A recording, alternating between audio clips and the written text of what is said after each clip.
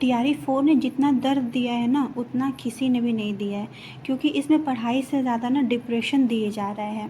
सच बताऊं, कभी कभी तो मन करता है कि ये सब कुछ छोड़ दूं, ये पढ़ाई छोड़ दूं, वो टेंशन लेना छोड़ दूं, ये बीपीएससी टीआरई 4 का इंतज़ार छोड़ दूं, सब कुछ छोड़ दूं। क्योंकि हम जैसे हाउसवाइफ सुबह उठते हैं, घर का काम करते हैं, फिर पढ़ाई करो, फिर कोई ना कोई अपडेट आ जाता है। टीआरई 4 होगा या नहीं, कब होगा, पैटर्न क्या होगा, निगेटिव मार्किंग भी आ जाएगी, सिलेबस भी बदल गया, इतना सब कन्फ्यूजन हो चुका है ना कि अब दिमाग पढ़ाई में नहीं लग रहा है, डर लगने लगा है पढ़ाई से। कि और सबसे बड़ी बात पता है क्या है, जब लोग बाहर से कहते हैं ना अरे बस पढ़ाई कर लो सिलेक्शन हो जाएगा, उन्हें ये नहीं पता कि एस्पिरेंट अंदर से कितना टूट चुके हैं। हर दिन यूट्यूब पे नई नई वीडियो आती रहती है, हर दिन व्यूमर्स आते रहते हैं, हर दिन पैटर्न आता है। कोई कहता है 2026 में एग्ज़ाम होगा, कोई कहता है अभी नोटिफिकेशन आएगा, कोई कहता है कि सिलेबस बदल दिया गया है। अब एस्पिरेंट पढ़ाई कम अपडेट पर ज़्यादा ध्यान देने लगे हैं। कई बार किताब खोलते हैं लेकिन दिमाग में एक ही सवाल घूमता है, अगर एग्ज़ाम लेट हो गया तो, अगर पैटर्न बदल गया तो, अगर इतनी मेहनत के बाद भी सिलेक्शन नहीं हुआ तो। और यह सोच सोच के धीरे धीरे जो मोटिवेशन है वो ख़त्म होने लगती है। फिर मन कहता है छोड़ो ना यार, नहीं हो पाएगा। लेकिन सुनो, अगर आज आप पढ़ाई छोड़ देंगे ना तो ये सिर्फ एग्ज़ाम नहीं हारेंगे आप खुद हार जाएंगे। क्योंकि ये जो स्ट्रगल है सिर्फ नौकरी का नहीं है, ये इंसान का स्ट्रगल है। जो अपने घर की हालात बदलना चाहता है, जो अपने लिए अपनी हालात बदलना चाहता है, जो खुद की पहचान बनाना चाहता है, तो अभी एस्पिरेंट सबसे बड़ी गलती क्या कर रहे हैं पता है, वो हर अपडेट पर पैनिक हो जा रहे हैं, हर ह्यूमर्स पर टेंशन करने लग रहे हैं, और हर पैटर्न चेंज पर डीमोटिवेट हो जा रहे हैं। लेकिन रियलिटी पता है क्या है, पैटर्न चेंज सिर्फ आपके लिए नहीं हो रहा है, वो सबके लिए हो रहा है। अगर पेपर टफ बनेगा तो सबके लिए होगा।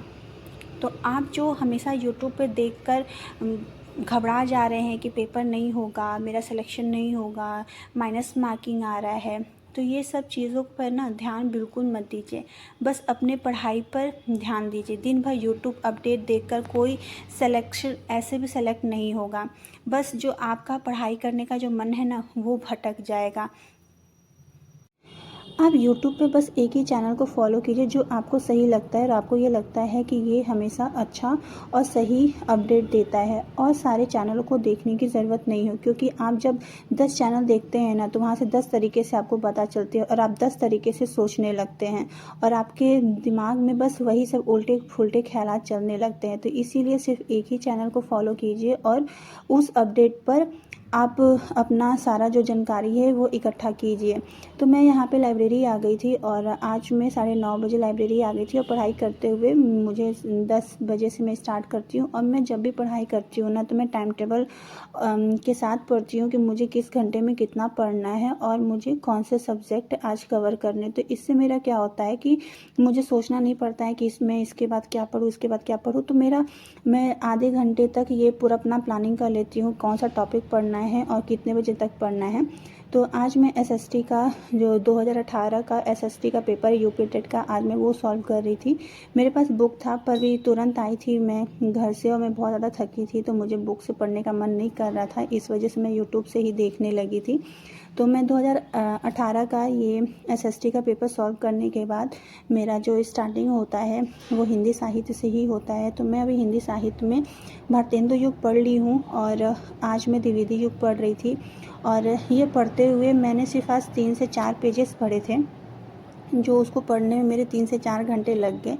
क्योंकि मैं पूरे ट्रिक के साथ मैं एक बार पूरी बुक वो पढ़ चुकी हूँ और मुझे कुछ भी याद नहीं है, तो मैं दोबारा ये बुक पढ़ना स्टार्ट की हूँ। तो इसमें मैं पूरे ट्रिक के साथ एक स्टिकी नोट्स पे कि जैसे कि जो रचनाएं हैं, जैसे कि मुझे अभी याद करना था कि जो प्रताप नारायण मिश्र हैं उनकी जो रचनाएं हैं वो कैसे याद करना, तो मैंने इस ट्रिक से याद किया है कि प्रतापी जो लोग होते हैं वो अपनी जीएफ को प्रपोज करने के लिए जाते हैं, तो वो फूलों का गुच्छा लेके जाते हैं जिसमें 100 रहती है। और जब नायिका को वो प्रपोज़ करते हैं तो नायिका के मन में बहुत सारी लहरें उमड़ती हैं, और जब उनका वो प्रपोज़ल एक्सेप्ट कर लेती है लड़की तो वो बहुत ज़्यादा खुश होती हैं, और फिर उसके बाद वो लोग दोनों मिलके गंगा नहाने जाते हैं। तो इस तरीके से इस ट्रिक के माध्यम से मैं इनकी रचनाएं याद की हूँ कि जैसे कि मन की लहर हो गया, श्रृंगार शतक हो गया,